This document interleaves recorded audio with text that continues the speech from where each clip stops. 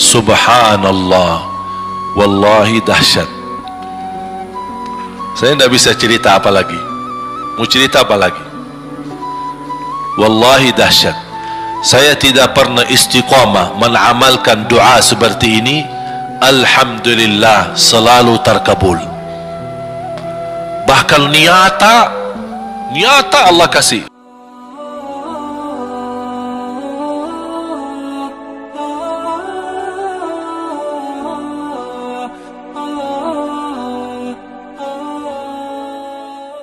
Rasulullah sallallahu alaihi wasallam, yuhasibullahu al-abida laisa bainahu wa bainahu turjuman. Allah akan hisab hamba-hambanya satu demi satu, bersatu dan tidak ada penerjemah. Jadi tidak bagi terjemah, translate. Ya Allah, saya tidak mengerti bahasa Arab, saya tidak mengerti bahasa, ya Allah, gimana ini, saya butuh translate atau acara supaya bisa bantu saya lulus dari hukum. Tidak ada. Yang hakim Allah, keputusannya Allah, yang menentukan Allah, mahkamah yang dikuasai Allah, hamba di hadapan Allah, saksi semua, tangan saksi, mata saksi, lidah saksi, kaki saksi, buku amal saksi, malaikat saksi. Bagaimana kita mau lari? Ditanya oleh Allah, hei hambaku, ingat enggak di malam itu, di tempat itu, kamu berlakukan dosa itu? Seorang hamba yang masih memiliki iman, dia merasa dan ingat, dan dia merasa malu, dia tunduk kepalanya. Kata Allah, malu ya, malu. Tunduk, ya malu ya Allah, malu. Dan subhanallah, tanda rahmat Allah, ketika Allah bertanya dengan kita, tidak ada orang lain yang bisa lihat. Supaya apa? Supaya hisab kita di antara kita sama Allah tidak terbocor kepada orang lain, supaya tidak malu sama orang lain. Allahu Akbar. Habis kita sudah ragu diri, ya Allah, saya ingat dan saya rasa salah dan saya malu. Apa kata Allah? Waktu itu kamu lakukan dosa itu, aku tutupi. Aku tutupi. Tak ada yang tahu. Kita lakukan dosa ini udah sekian tahun, ada yang tahu enggak? Tak ada yang tahu. Karena kita lakukan di saat sembunyi. Kata Allah, di saat itu kamu lakukan dan kamu tahu itu dosa, tapi aku tutupi supaya kamu jangan menjadi malu di depan keluarga atau di depan sahabat. Aku tutupi. Dan aku sekarang sudah menutupi dosamu di dunia, dan sekarang aku hapuskan dan ampuni dosamu di akhirat. Allahu Akbar. Disitulah terasa anugerah ampunan Allah yang maha kuasa. Dan Allah di saat itu mampu menghukum kita. Dan kalau Allah menghukum kita, Allah tidak pernah menzalimi kita. Justru itu keadilan Allah. Tapi Allah tidak memperlakukan keadilannya, justru yang mendahulukan ampunan dan kasih sayangnya. Habis selesai hisab, harus semua tanpa kecuali liwati neraka Jahannam di atas sirat. Sirat yang panjang, yang kejam seperti pedang, yang tipis sampai tidak bisa dilihat oleh mata. Katanya tipisnya seperti, subhanallah, imam bisa jalan di atas rambutnya. Kejam lagi, masuk di atas serat, terus jalan. Di saat itu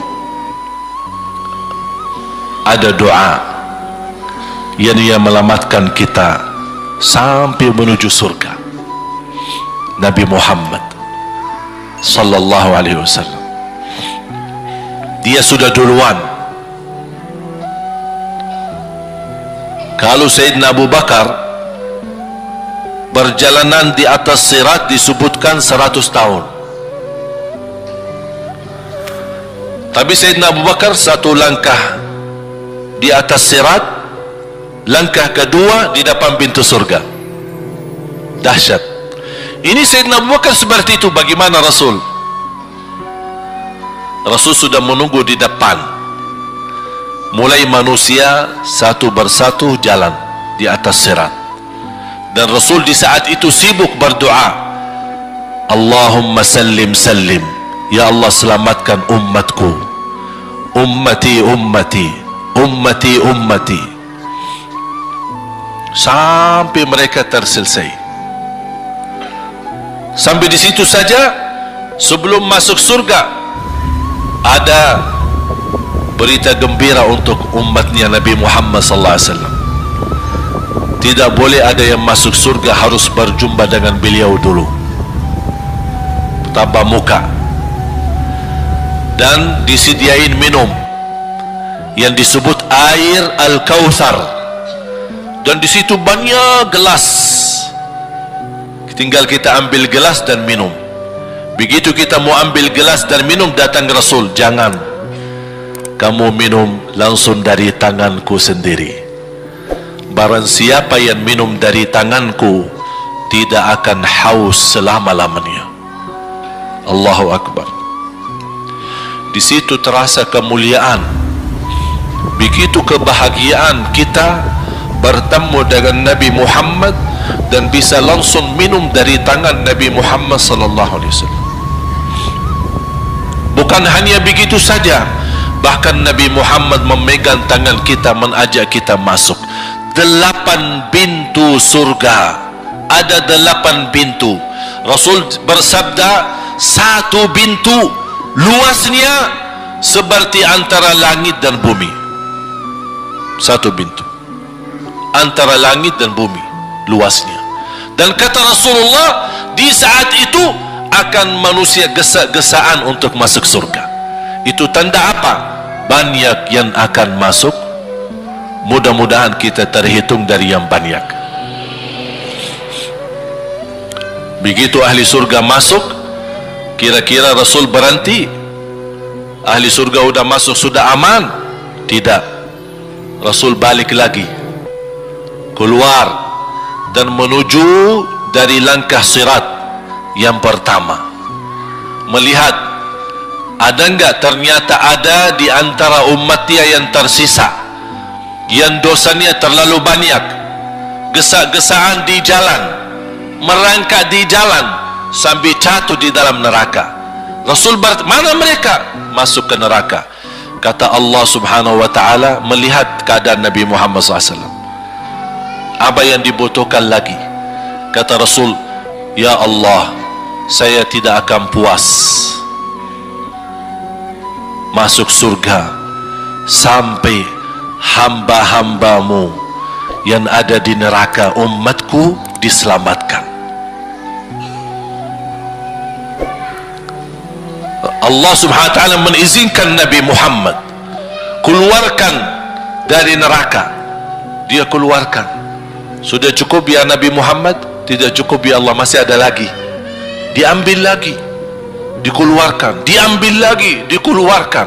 Artinya dari umat Nabi Muhammad yang masih banyak dosanya, yang masih banyak kelewatannya sama Rasulullah, yang tidak pantas memberi kemuliaan kepada Rasulullah SAW, dapat pula syafaatnya Nabi Muhammad. Yang tidak pernah memberi tanda sayang dan cinta kepada Rasul, dapat rasa sayang dan cinta Nabi Muhammad sallallahu alaihi wasallam.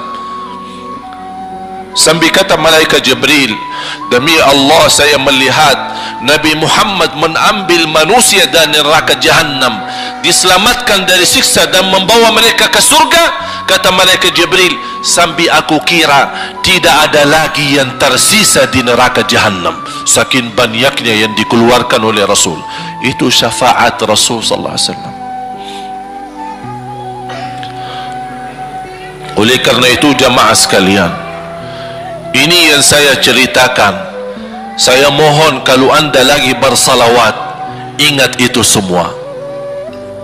Nabi Muhammad bukan Nabi yang biasa.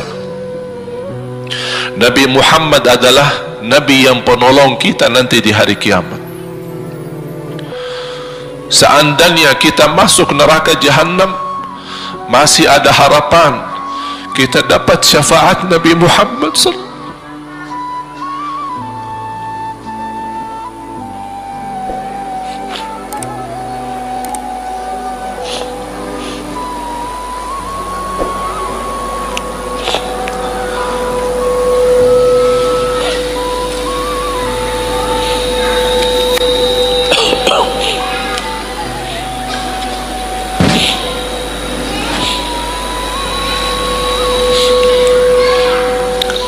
Yang masuk neraka saja dapat syafaat Rasul. Jadi sejauh mana kita bisa mencintai beliau, sejauh mana kita minat mempelajari kehidupan beliau, sejauh mana kita mengenal sunnah-sunnah beliau. Di zaman ini, umat yang paling bodoh terhadap beliau kita umat Islam. Kita umat Islam banyak hal yang tidak tahu tentang beliau, tidak tahu bagaimana perjuangan beliau, bagaimana doa beliau untuk kita, bagaimana kesedihan beliau kalau ada di antara kita yang kena musibah atau keburukan, apalagi masuk neraka. Siti Aisyah radhiyallahu anha,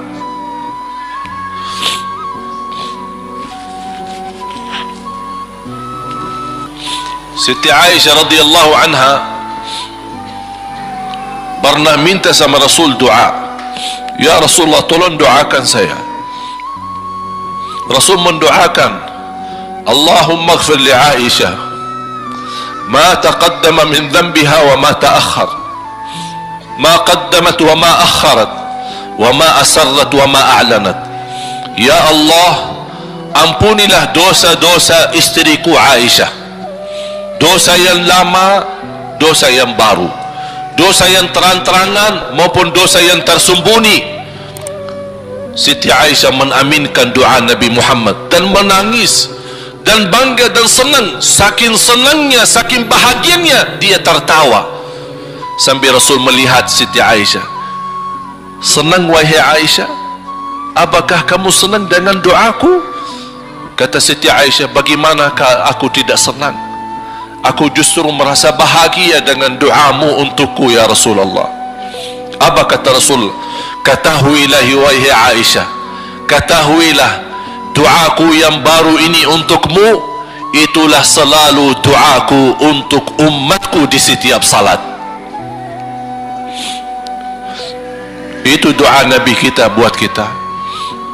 Setiap beliau salat mendoakan kita, ya Allah ampuni dosa umatku, dosa yang lama, dosa yang baru, dosa yang sembunyi, dosa yang terang-terangan. Setiap salat itu doa Nabi kita Nabi Muhammad SAW untuk kita semua. Apa yang diminta oleh Rasul? Rasul tidak minta banyak dari kita. Salah satu yang diminta oleh Rasul dan memohon, satu itu berbanyak, itu satu-satunya yang Rasul minta banyak. Selain itu Rasul tidak pernah minta banyak. Satu-satunya Rasul minta banyak. Apa? Salawatlah kepadaku, berbanyaklah salawat kepadaku. Mengapa Rasul minta berbanyaklah salawat kepadaku? Kenapa tidak minta amalan yang lain untuk dibanyakan salawat atau amalan yang lain? Mengapa hanya salawat? Rasul berpesan berbanyaklah salawat kepadaku, karena Rasul tahu dengan kita berbanyak salawat kita akan dijamin dapat syafaat beliau, dan itulah beliau yang diinginkan. Bukan hanya dapat syafaat, bahkan Rasul sendiri bersabda, aqrabukum minni majlisan yaumal qiyamah, yang paling dekat kepadaku hari kiamat, yang paling banyak salawat kepadaku. Bahkan berita gembira bagi seorang hamba umat Nabi Muhammad SAW, akthiru alayya minas salati yawmal jumu'ati wa laylataha fa inna salatakum tablughuni haitsu kuntum. Ini keistimewaan khusus, kelebihan amalan yang utama, bahkan yang terutama di hari Jumaat dan di malam Jumaat, fokus hanya bersalawat kepada Rasul. Mengapa? Karena Rasul yang berpesan, Rasul yang minta. Rasul berpesan, berbanyaklah salawat kepadaku malam Jumat dan hari Jumat. Mengapa ya Rasulullah khusus hari Jumat dan malam Jumat? Karena salawat kalian Allah sampaikan kepadaku. Kata guru saya, barang siapa yang ingin Rasul kenal dengan dia, berbanyaklah salawat kepada beliau, karena langsung nama kita akan sampai. Ya Rasulullah, ini salawat bapa dan ibu dari Bandung, kan sampai. Ada riwayat, ada malaikat khusus tugasnya setiap kita bersalawat dibawa kepada Rasulullah sallallahu alaihi wasallam. Allahu akbar. Bahkan ada orang bertanya kepada guru saya, Syekh Muhammad ibn Muhammad ibn Mukhtar Asy-Syanqiti, dan beliau masih hidup. Subhanallah, ketika di salah satu pertanyaan di majlis ta'lim di Masjid Nabawi, ada orang bertanya, mana yang lebih diutamakan di hari Jumat, banyak baca Quran atau banyak salawat? Kita milih yang mana? Beliau menjawab dengan jelas, dengan tegas, di hari Jumat dan malam Jumat lebih utama banyak salawat daripada banyak baca Quran. Mengapa?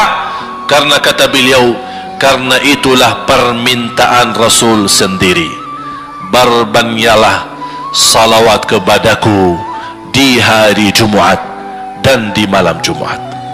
Dan banyak riwayat yang lain. Kalau saya sebutin manfaat, keutamaan salawat kepada Rasul, lebih daripada 100 manfaat. Menghilangkan kesusahan, memberi kemudahan lunasi hutang, menyembuh penyakit, menjamin ampunan dosa, mendapat 10 rahmat, mendapatkan syafaat Rasul, posisi kita semakin mulia. Setiap kali kita salawat semakin naik darajat kita. Barang siapa yang salawat kepadaku 10 kali, dapat 10 kebaikan, dapat 10 rahmat, dihapus 10 kejahatan, dan naik 10 darajat, dan di akhirat dapat syafaatku. Luar biasa. Hadis yang terakhir, Ubay bin Ka'ab radhiyallahu anhu berkata, ya Rasulullah, aku suka berdoa. Karena salawat, arti salawat adalah doa. Arti salawat, doa. Ya Rasulullah, aku suka berdoa. Berapa dari doaku saya jadikan untukmu? Artinya berapa persen ya? Kalau bahasa kita, berapa persen kira-kira? Kalau misal saya doa 10 menit, berapa menit untuk Rasul, dan yang sisanya buat aku? Contoh, aku kalau berdoa, ya Allah ampuni dosaku, ya Allah murahkan rezeki, sembuhkan penyakit, Allahumma salli ala Muhammad wa ala ali Muhammad. Berarti lebih banyak untuk diri kita, baru untuk Rasul. Sahabat itu ya Rasulullah bertanya, ya Rasulullah, berapa bagian dalam doaku saya jadikan untukmu? Apa kata Rasul? Kata Rasulullah SAW, ma syi'ta wa in zitta fahuwa khairul lak. Ya terserahmu, mau doa bagaimana untukku, ya terserahmu, tapi semakin banyak untukku, semakin banyak manfaatnya untukmu. Apa kata sahabat? Ya Rasulullah, saya akan jadikan separuh doaku hanya salawat kepadamu. Artinya kalau saya doa 10 menit, 5 minit salawat dan 5 menit doa untuk diriku sendiri. Apa kata Rasulullah? Terserahmu, wa in zitta fahuwa khairul lak. Kalau kamu berani tambah, itu jauh lebih baik untukmu. Tawar menawar sama Rasulullah SAW. Sampai di ujung hadis beliau berkata, ya Rasulullah, saya janji doaku semuanya untukmu. Artinya apa? Kalau dia angkat tangan berdoa, tidak satu pun minta buat dirinya. Bismillahirrahmanirrahim. Allahumma salli ala Muhammadin wa ala ali Muhammad. Allahumma salli ala Muhammadin wa ala ali Muhammad. Allahumma salli, sampai selesai. Tidak minta ampunan, tidak minta rezeki, tidak minta sehat, tidak minta keturunan, tidak minta apa-apa. Hanya fokus dengan salawat. Karena dengan salawat, apa yang kita niatkan terkabul.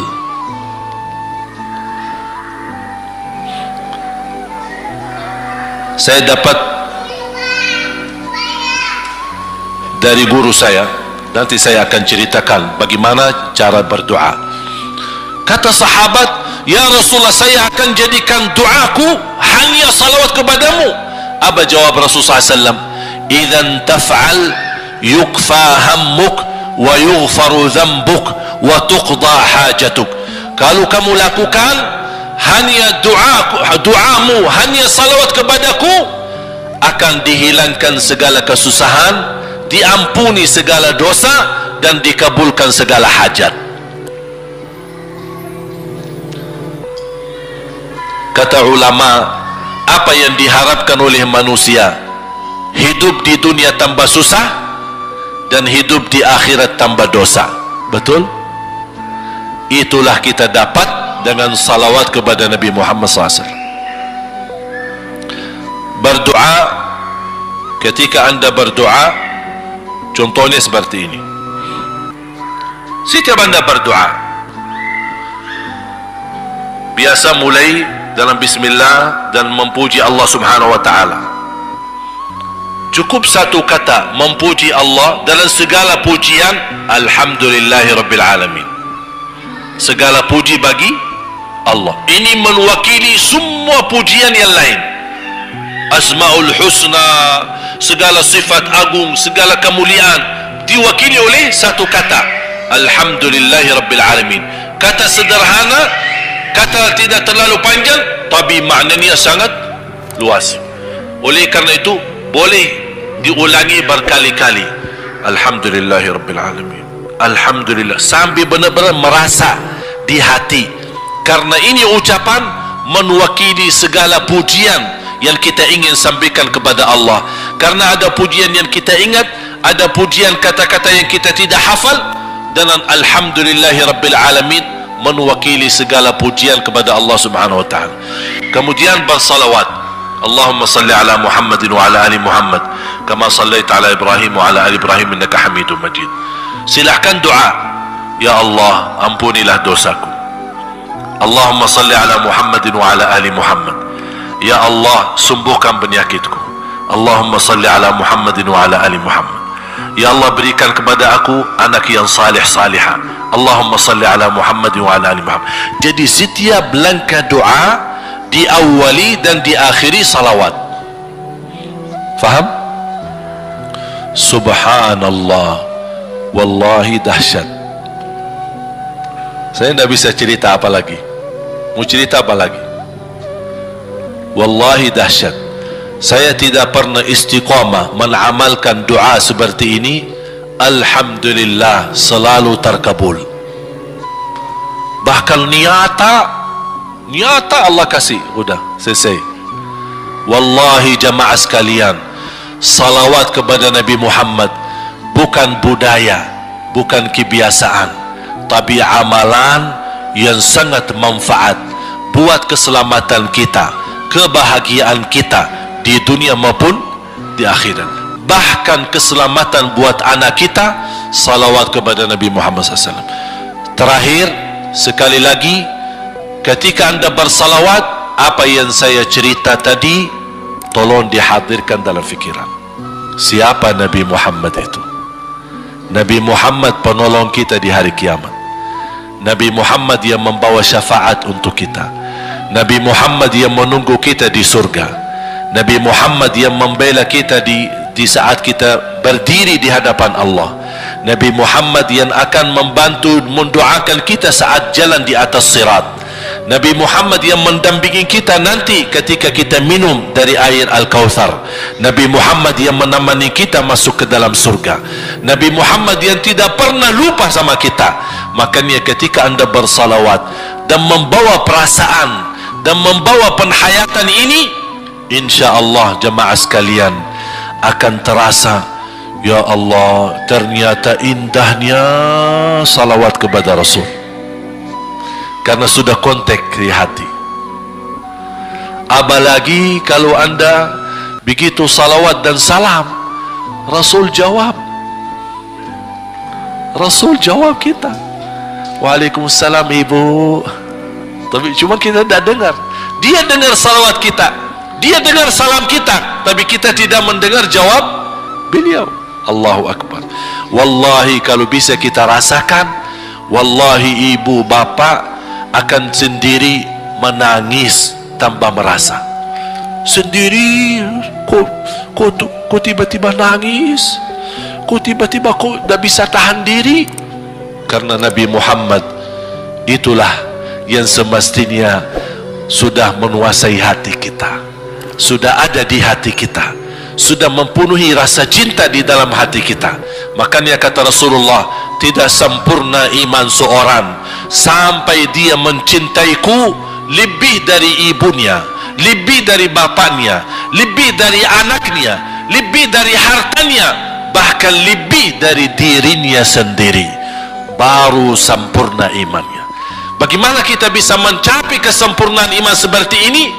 InsyaAllah dengan bersalawat, dengan membawa perasaan, membawa kehadiran cerita-cerita yang sama-sama kita belajari, baru akan terasa di dalam hati posisi Nabi Muhammad akan semakin besar, semakin mulia di hati kita.